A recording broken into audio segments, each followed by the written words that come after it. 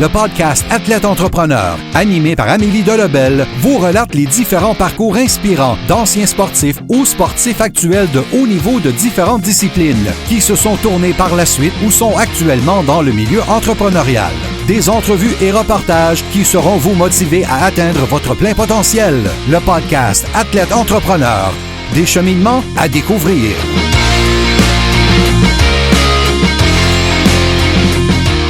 Bonjour à tous et à toutes, ici votre hôtesse Amélie Delebel et je suis très heureuse de vous accueillir sur mon podcast Athlète Entrepreneur pour cet épisode 032. Athlète Entrepreneur est un podcast qui a pour but de motiver les athlètes ou anciens athlètes qui souhaitent se lancer en affaires.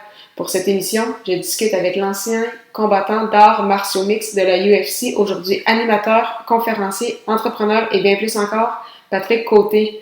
L'homme de 39 ans se garde bien occupé depuis sa retraite en 2017 après 34 combats chez les professionnels. Il est propriétaire d'un centre XPN, analyste à RDS, en plus de co-animer le podcast Dans la cage sur cette même chaîne, conférencier et s'implique dans de nombreuses causes qui lui tiennent à cœur, dont Tel Jeune et le club des petits déjeuners. Sans plus attendre, je vous laisse à cette entrevue avec un homme inspirant. Bonne écoute! Alors, je suis actuellement avec mon invité Patrick Côté. Salut Patrick, comment ça va? Ça va très bien, merci. Parfait. Alors, je vais tout de suite commencer cette entrevue. Alors, tout d'abord, pour quelle raison as-tu commencé donc les arts martiaux mixtes et quel a été en fait ton parcours dans cette discipline qui s'est quand même échelonné sur plusieurs années? Ouais, sur 15 ans, en fait, là, ça a été quand même une longue carrière. Je suis le Canadien qui a le plus de combats dans l'organisation de l'UFC. J'ai commencé mon premier combat en 99. J'étais encore dans l'armée dans ce temps-là. Puis, c'était un trip au début. C'était vraiment juste un trip. J'ai découvert une passion pour ce sport-là, le sport du jiu-jitsu brésilien, la lutte et la boxe, tout mélanger ça ensemble. Puis, je suis tombé en amour avec ce sport-là. Puis, écoute, j'en ai fait mon métier. Donc, j'ai vécu de ma passion pendant plusieurs années. Puis, qu'est-ce qui t'a intéressé justement vers cette discipline-là qui est quand même jugée par plusieurs quand même assez dangereuse, mais est très demandante aussi physiquement? Ouais, ben c'est sûr que c'est un sport de contact, c'est un sport qui est dangereux, sauf que je dis tout le temps la même chose. Je trouve que c'est moins dangereux deux combattants qui sont entraînés un face à face qu'un coup salaud au hockey, mettons qu'on arrive avec un coup de bâton dans le dos quand ton joueur adverse ne sait pas qu'est-ce qui s'en vient. Donc, les deux sont conscients de qu'est-ce qui va arriver, sont dans l'octogone ou dans le ring, puis ils savent que ça sera pas une partie de plaisir, c'est sûr et certain, mais le sport a beaucoup changé, puis c'est plus une question de violence. Je pense que c'est une question d'aller battre son adversaire avec les techniques apprises, puis être capable d'aller chercher la victoire, justement avec les qualités athlétiques qu'on a été capable d'aller chercher dans les entraînements. Puis justement, donc, tu as fait justement du sport de combat pendant très, très longtemps, pendant près de 20 ans. Est-ce que ça a été difficile pour toi de mettre en veilleuse justement ta carrière d'athlète, puis vraiment d'annoncer ta retraite en 2017 ou ta transition vers le marché du travail a quand même bien été?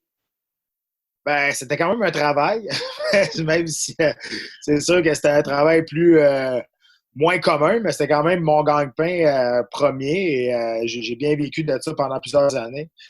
C'est jamais facile pour un athlète de prendre sa retraite, comme j'ai dit, j'ai vécu de ma passion plus que d'un travail pendant plusieurs années. Donc, je suis encore passionné par ce sport-là. J'ai été plus intelligent que le sport aussi parce que c'est un sport qui est dangereux. Donc, à la fin, pour ma santé personnelle, pour ma famille, pour mon enfant aussi, j'ai décidé d'accrocher mes gants.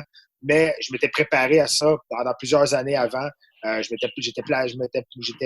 placé mes pions, pardon, à gauche et à droite. Je me suis parti des compagnies. Je me suis bien assuré mon avenir également avec des placements intelligents et importants aussi. Puis, écoute, ça l'a aidé ma transition d'arrêter de faire ce sport-là, mais ça n'a pas été facile, c'est sûr. Est-ce que c'est quoi en fait qui a été l'élément le plus difficile dont tu t'ennuies? Est-ce que c'était justement la préparation pour les combats, l'entraînement en général, te tenir justement avec des gens de ce milieu-là? C'est quoi qui te manque le plus? Ben, ça va toujours me manquer. Le sport comme tel me manque pas. Puis tous les athlètes qui prennent leur retraite, qui veulent revenir, c'est pas le sport qui leur manque. C'est tout ce qui englobe le sport. Moi, je prends le mien, par exemple, c'est voyager à travers le monde avec mon équipe, me préparer pour un combat, la semaine du combat, tout ce qui se passe. Quand que je marche vers l'octogone, quand que l'annonceur dit mon nom devant 20 000 personnes ici à Montréal qui chantent des chansons avec mon nom de famille. Tu sais, ça, c'est des affaires que je peux pas recréer. Puis c'est ça que les athlètes s'ennuient le plus. C'est des sentiments que tu peux pas recréer dans aucune autre sphère de ta vie. C'est des choses uniques. Mais il faut que tu prennes conscience que tu as vécu ces souvenirs-là, puis tu vis avec jusqu'à la fin de tes jours. Et l'important, c'est de ne pas faire, dans mon cas, faire le combat de trop qui peut te blesser à long terme et qui peut mettre une grosse tâche à ta carrière, dans le fond, si tu finis avec une mauvaise performance. C'est bon. Donc, justement, tu mentionnais que tu avais positionné, c'est ça, tes pions avant ta retraite. Donc, justement, tu es propriétaire d'un centre XPN. Tu fais profiter de ton expérience, justement, en donnant des conférences. Tu avais également fondé, justement, quelques semaines, quelques mois à peine après ton annonce de ta retraite, donc Predator Management. Est-ce que tu savais, c'est ça, depuis longtemps que tu allais te lancer en affaires, que c'était un milieu qui te passionnait? Oui et non. C'est sûr, ça fait quand même plusieurs années que je suis commentateur aussi à la télé, donc ça, j'aime bien ça. Ça fait presque 12 ans maintenant là, que je travaille pour l'UFC comme tel, comme commentateur. Je suis engagé par eux, donc je suis la voix officielle francophone de l'organisation. Puis à travers les années, ben, j'ai eu beaucoup de contacts, j'ai connu beaucoup de personnes, j'ai fait beaucoup de business à gauche, à droite. Et le Centre XPN, ben, ça, c'est un projet d'amis communs qu'on avait ensemble. On est toutes des personnes qui aimaient s'entraîner. On est des personnes qui vivaient de sport également, que ce soit des entraîneurs ou un nutritionniste ou des kinésithérapeutes. Donc, on s'est tous mis ensemble. On a parti le Centre XPN, qui est un projet de gang, dans le fond. Puis, je pense que c'est un beau trip qu'on est en train de vivre. C'est sûr que faire de l'argent avec un gym, ça demande beaucoup de temps avant d'être capable de faire rouler un gym et de faire de l'argent avec ça. On le savait. Écoute, moi, j'ai embarqué là-dedans puis je savais dans quoi m'attendre. C'est sûr que c'est pas mon premier gagne-pain. J'ai placé mes pions ailleurs aussi en même temps. Sauf que c'est quelque chose qui nous a fait, qui nous fait triper encore. Puis ça fait maintenant 1 an et demi qu'on est ouvert, puis on est très, très content pour l'instant. Puis justement, donc tu parlais que tu étais la voix officielle de UFC francophone depuis déjà plusieurs années. Tu travailles également à RDS, tu co-animes un podcast justement sur la même chaîne. Qu'est-ce qui t'intéressait justement de ce milieu-là des communications? J'ai jamais vraiment pensé à travailler là-dedans, mais c'est quelque chose que j'aime bien. Puis c'est sûr que je parle des choses que je connais très, très bien. Si tu me mettais dans une émission de cuisine, peut-être que ça serait différent, mais des arts martiaux mixtes, je connais ça. J'ai été un fan avant de se faire de ce sport-là, puis je le suis encore. Donc pour moi, c'est facile de partager ma passion à travers l'écran aux téléspectateurs qui sont capables de me regarder. Donc, pour moi, ça, c'est super important. Puis d'essayer de faire comprendre ce sport-là à du monde qui trouve que c'est encore barbare. C'est vrai que c'est pas fait pour tout le monde, et ça, c'est bien correct, mais c'est pas vrai que c'est tout du monde qui ont pas de tête, qui sont dans l'octogone puis qui se frappent dessus. C'est sûr que si tu t'arrêtes à 2 personnes dans une cage qui se frappent dessus, ça se peut que tu n'aimes pas ça, mais j'essaie de vulgariser ce sport-là le plus possible pour que tout le monde le comprenne et que ça devienne un peu plus accepté. Au pire, que ça soit un peu plus respecté par le monde qui n'aime pas ça, parce que tu as le droit de pas aimer ça, puis c'est bien correct. Parfait. Puis, c'est quoi tes objectifs, en fait, pour les prochaines années? Donc, justement, je l'ai mentionné, donc, t'es conférencier, justement, tu t'impliques beaucoup au niveau des communications, tu as ton centre. Est-ce que tu as également d'autres projets auxquels tu penses ou pour le moment, tu t'y es déjà assez Les projets, j'ai pas assez d'une journée pour arriver à échéance de tous les projets que j'ai dans ma tête. Ça roule très, très vite. Je suis dans une compagnie de gérance maintenant avec PPS Canada qui s'occupe de ma carrière médiatique. Donc, il y a des belles choses au niveau média qui s'en vient, là, surtout en 2020. Là. Donc, ça va être très, très intéressant. Mais j'ai une compagnie de nutrition aussi qui est en train d'exploser au Canada anglais, qui sont en train d'amener ça ici au Québec. Et je suis en train d'acheter une compagnie de sécurité aussi, sécurité physique, mais sécurité informatique aussi, avec d'autres partenaires avec moi. Donc, il y a beaucoup de choses qui se trament.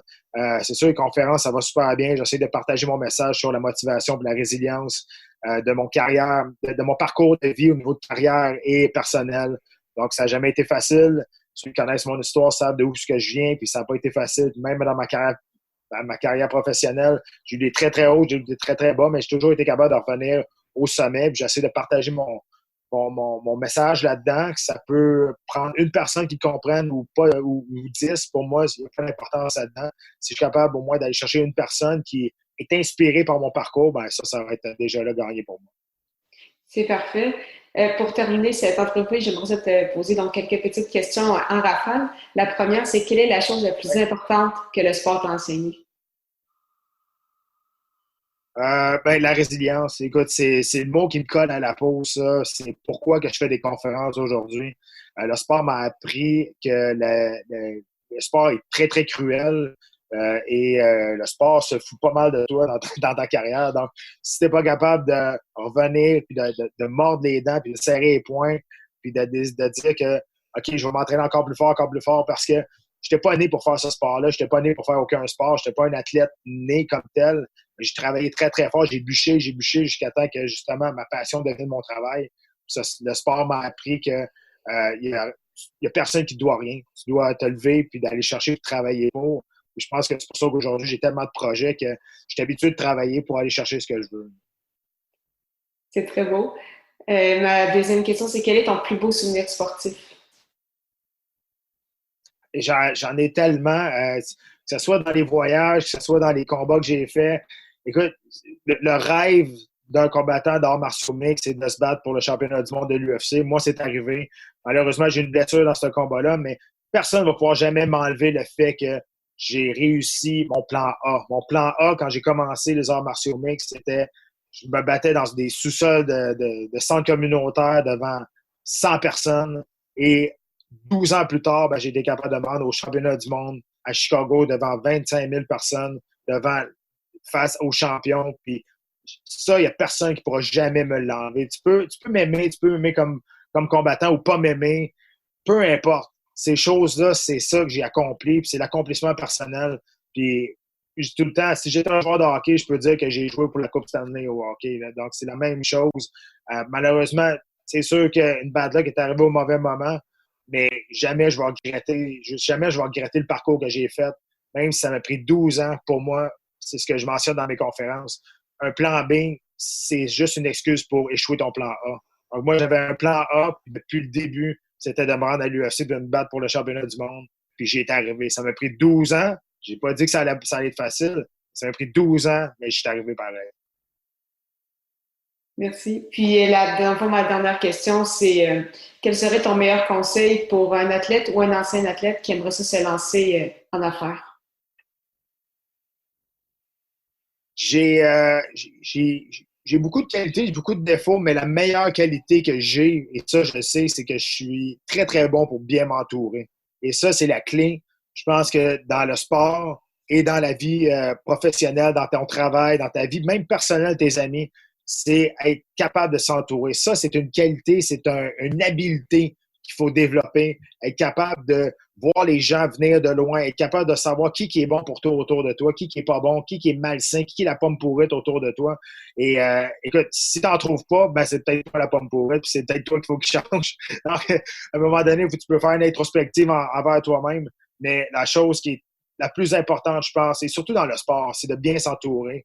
Parce que quand tu vas gagner, tout le monde va être là, mais quand tu vas perdre, qui va rester? C'est là que tu vas voir si tu es bien entouré ou pas. Ça répond à toutes mes questions. Merci beaucoup encore une fois, Patrick, pour ton temps. C'était vraiment très, très apprécié. Ça fait plaisir. Bye-bye. Merci beaucoup encore une fois à Patrick Côté pour son temps et en souhaitant que vous ayez aimé ce 32e épisode officiel d'Athlète Entrepreneur. Si vous souhaitez également lancer un podcast, je vous invite à vous renseigner sur le site de l'Académie du podcast au ameliedelobel.com/lancer son podcast. Si vous avez des questions, n'hésitez pas à me contacter comme toujours. Merci encore pour votre confiance et à la semaine prochaine pour une nouvelle émission.